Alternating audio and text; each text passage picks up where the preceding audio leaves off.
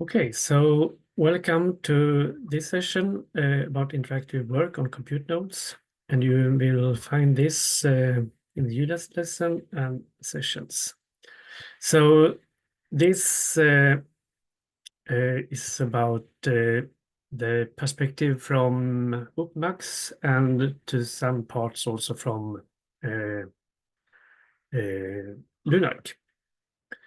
So the objectives is that you should be able to start an interactive session or several of them, and also be able to run Julia in a Jupyter notebook. And here you have the allocations, the storage space, like before. And I can start to say something about that. It is possible to run Julia directly on the login nodes. And even if you use a thin link, you will end up on a login node where you share the system with other users.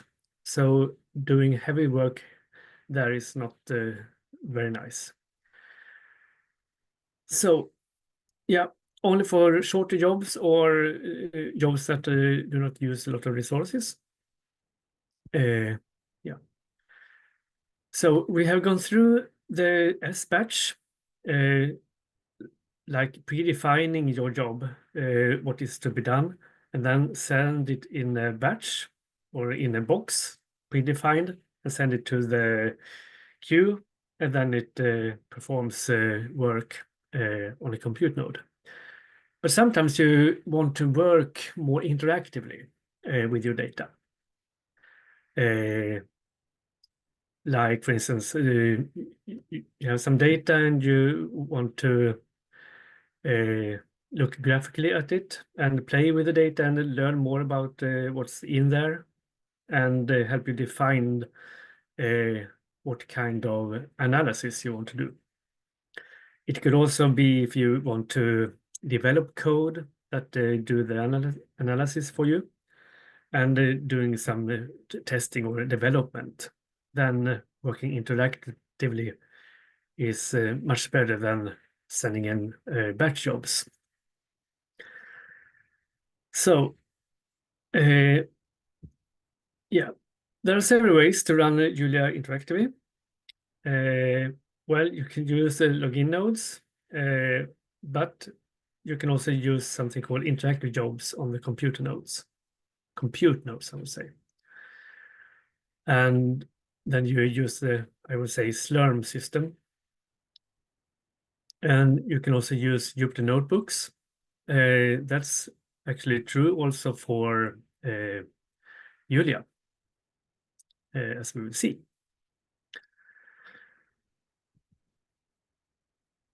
Yeah. So in order to run interactively, you need to have compute nodes allocated to run on. And this is done through the Slurm system.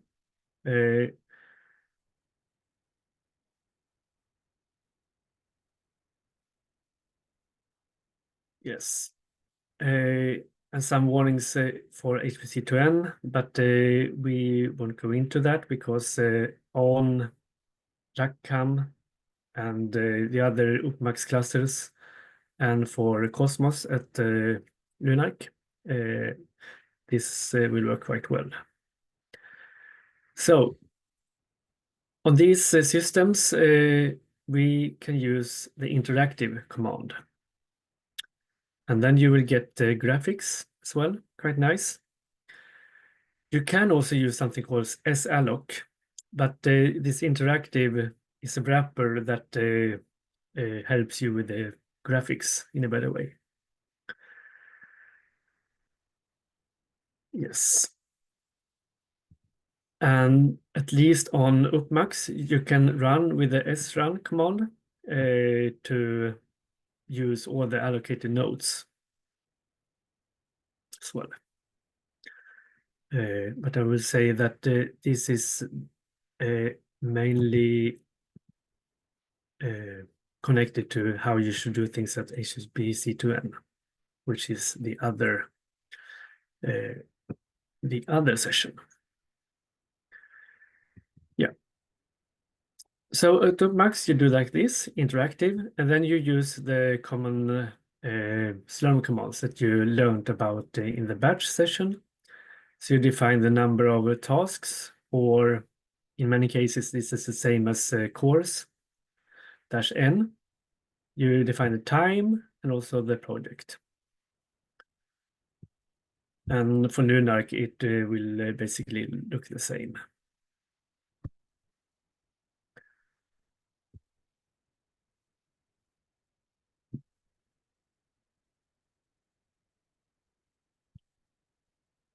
Yes.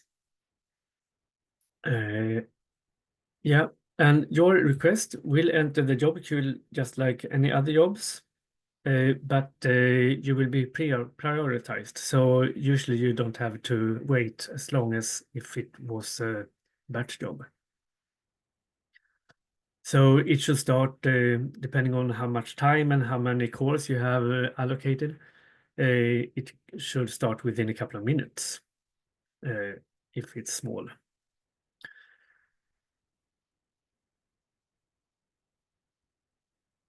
Yes. And we have some documentation at the centers about this. And now I would like to do some code along or a demo. And I will do this on UPPMAX. So I will first start to do this interactive.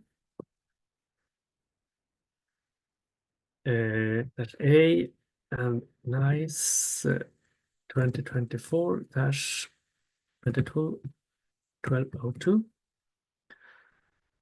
I will, yeah, this will not be needed. So we can run just N4. That is for course. And we ask for 10 minutes. Pressing enter. See if this is updated so you can see what I've done. This is improved very well.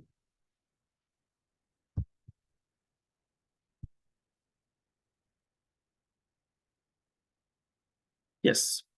Okay. Waiting for resources. I will get 25.6 gigabytes of RAM. That is 4 times 6.4. So for each core you get 6.4 gigabytes.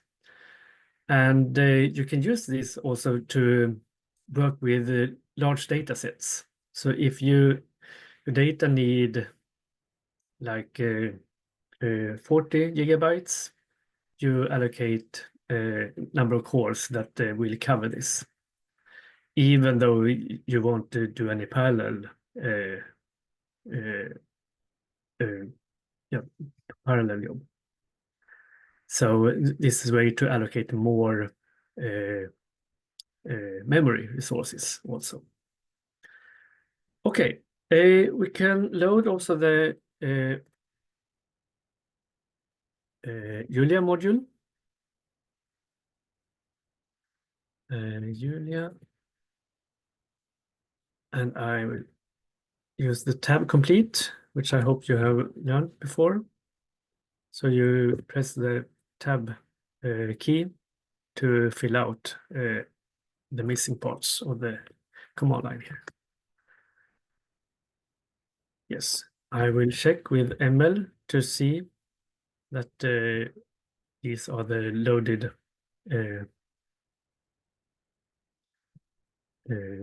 modules. We can now also check that we are running on a compute node. I can try first with host name. And you will see that here we have R483. That is the compute node. We can look at what we had before. When I was logged in on the login node, I had Rackham5 in this case.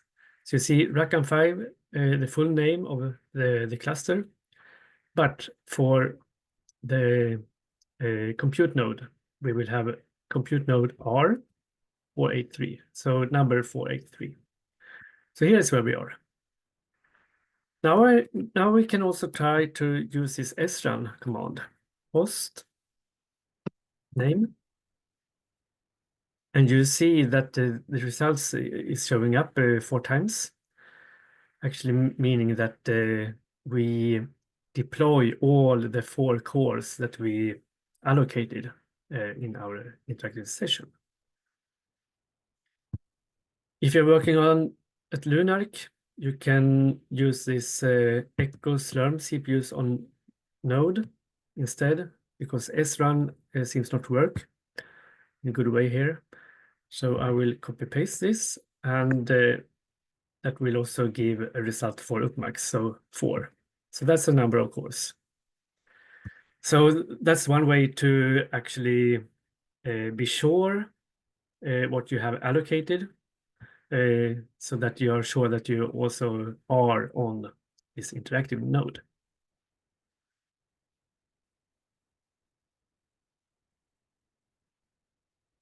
Yes, okay. Sorry about the messy things here. Yeah, so Slurm CPUs on the node, it shows actually 4. And on Rackham we have 20. On cores per node. On Cosmos we have 48.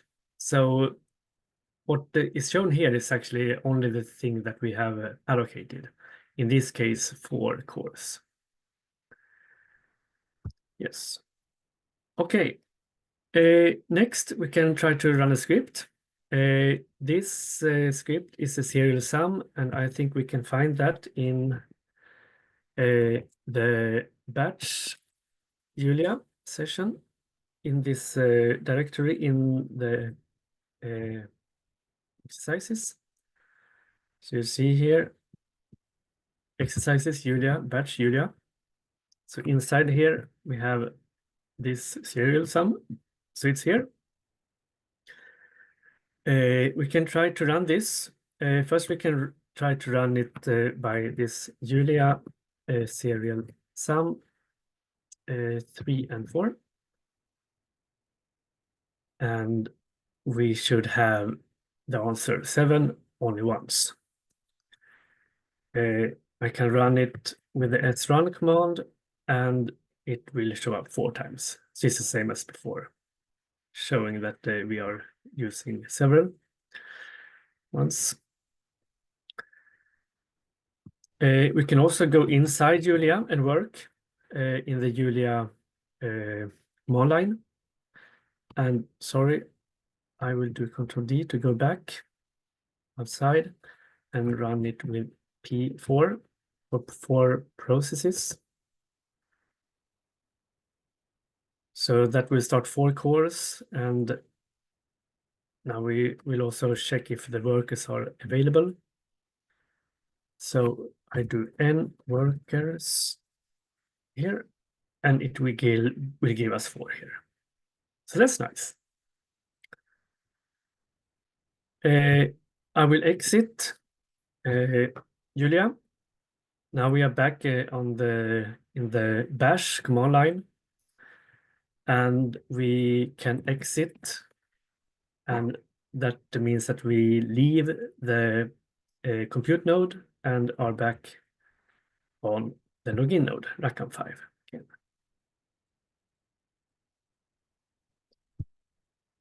Yes.